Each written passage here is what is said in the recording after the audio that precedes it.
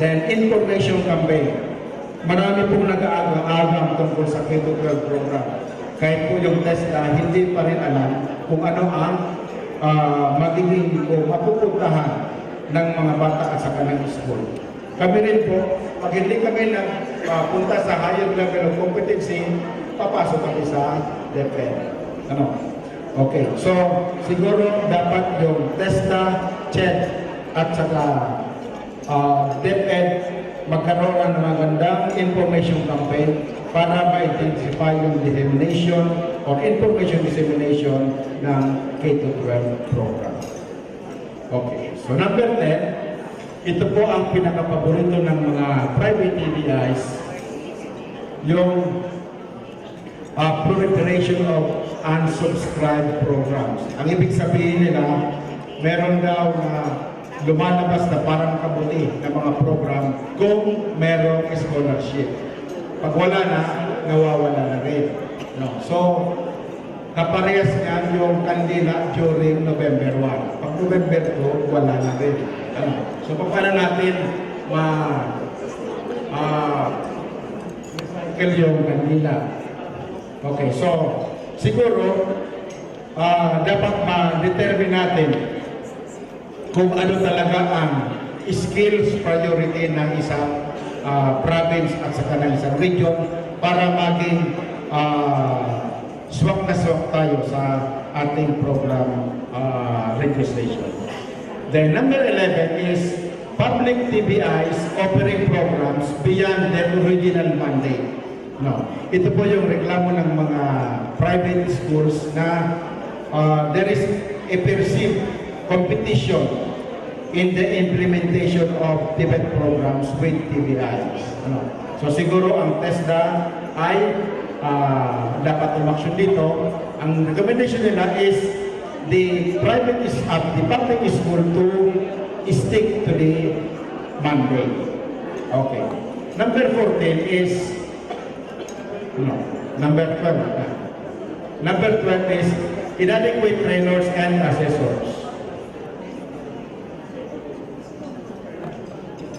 Inadequate trainers and assessors. Ang concern nila is presence of regulations and assessment on NC2. Ano pong ibig sabihin niya? Presence of regulations and assessment in NC2. Ang kanilang recommendation is partnership with government, TESDA, to fast-track the development of training regulation before 2006 and formalize TBI's involvement. Ito na. Alala ko na sabi nila, dapat yung higher level of competencies, NC3 and NC4, must be fast-tracked so that the implementation of K-12 program sa 2006, meron silang prepared na mga materials and equipment. And itong to formalize the TVET, pakibalik sa number 12. Formalize TVET involvement, TVET involvement, ang ibig kong sabihin nila is dapat po magkaroon ang TBI or private TBI na a sort of MOA with DepEd at saka HCI if they are to implement the program para naman po maging sure yung kanilang investment sa program yan. Okay, so yan ang binigay na trabaho sa TESDA. Okay, the next slide please. Number 13. Specific responses to emerging specific issues. The recommendation is to strengthen the operationalization of TESDA committees, strengthen the provincial TESDA committees, strengthen the TBI organization. So yung TSD committees, meron na po yan sa provincial at saka regional level. Yung TBI organizations, meron dalawang province na meron TBI organizations, yung iba wala pa. So siguro, we must unite or must organize para mas malakas tayo.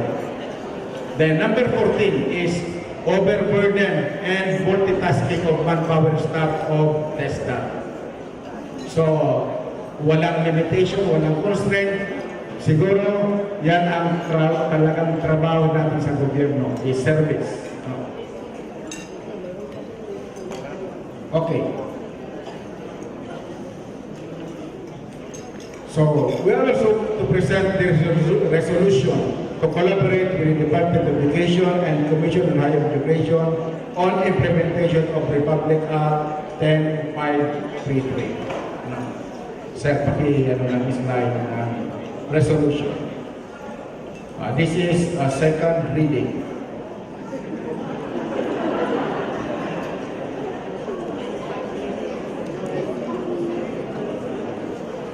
Okay. So, resolution to collaborate with the Department of Education and Commission on Higher Education on the implementation of Republic Act 10533. Whereas Republic Act number 10533 entitled An Act Enhancing the Philippine Basic Education System by strengthening its curriculum and increase the number of years for basic education, appropriating funds therefore and for other purposes, otherwise known as the Enhanced Basic Education Act of 2013 was approved on May 13, 2013 and which took effect on June 8, 2013. Whereas pursuant to Section 12 of the Act, the Department of Education or DepEd, Commission on Higher Education or CHED, and the Technical Education and Skills Development Authority or TESDA shall formulate the appropriate strategies and mechanisms needed to ensure a smooth transition from the existing 10 years of basic education cycle to the Enhanced Basic Education Program.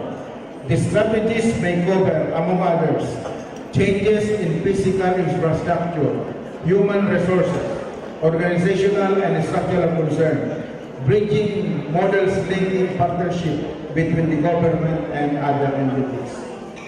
Whereas, pursuant to Section 5 of the Act, the DepEd shall formulate, design, and detail the Enhanced Basic Education Curriculum.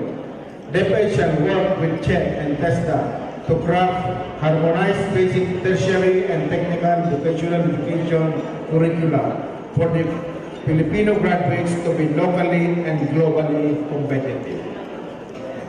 Whereas Executive Order 83, 2012, which describes the level of educational qualifications and sets the standard for qualification outcomes. The said framework views the country's education sector as one whole functioning system which will produce the required manpower of the economy at the most efficient and effective manner. Whereas additional 2 years of basic enhanced education, which the senior high school shall focus on the 3 tracks, namely technical vocational track, sports and arts, and academics. Whereas there are 241 technical vocational institutions in the region, offering 1,412 TVET programs along the following sectors: information and communication technology, tourism, health, social and other community development services, construction, automotive and land transport, and agriculture and fisheries. The technical vocational institutions are equipped with adequate facilities and qualified trainers. Whereas there are technical vocational institutions which are willing to partner with the Department of Education to offer senior high schools and are willing to participate in program assistance. Whereas there is a need for both TESDA and CHED to revisit the nationalized education program pursuant to Executive 358 on the line of the development in the education sector brought by the enactment of Republic Act 10533. Resolved as it is hereby resolved that the DepEd immediately issue appropriate guidelines for the implementation of the programs of assistance to guide the technical vocational institution in the collaboration pursuant to Section 5 of implementing rules and regulations of the Enhanced Basic Education Act of 2013.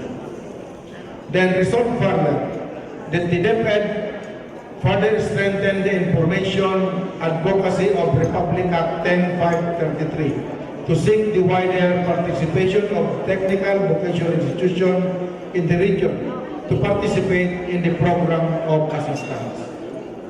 Then resolve further, the Commission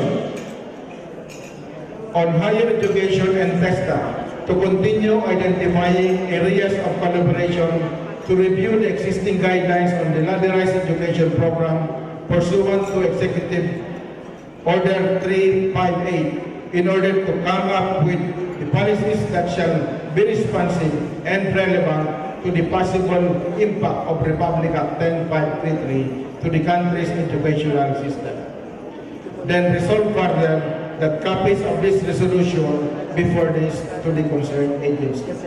Subscribed and sworn before in the city of Legazpi. Wala na. Okay. Okay. So, thank you very much for the presentation of the textbook program. And thank you also for David Salon for my hand and neck.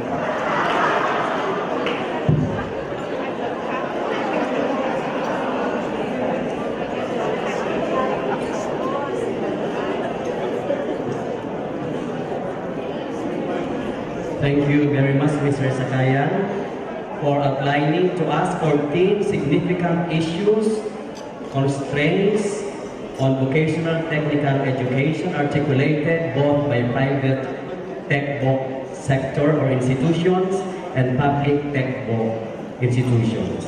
At least we see the beauty of having public-private partnership. And by the way, sir, I think the convener shall now think of a sequel because some of your issues and concerns do not have recommendations. So I think that is reserved for the second summit. Okay, so we shall be skewing a little to entertainment by having some intermission number. But may I advise you that we shall have a 10-minute open forum. So while we are having the intermission number, please prepare a short question. We will be accommodating at least 2 questions only for each cluster in order to clear the air. Okay, so that the second reading of the TESTA resolution will now become final after it passes through the third reading. Okay, so ladies and gentlemen, we shall now have the intermission number to be rendered to us by the Divine Word College of Legazpi, Coral.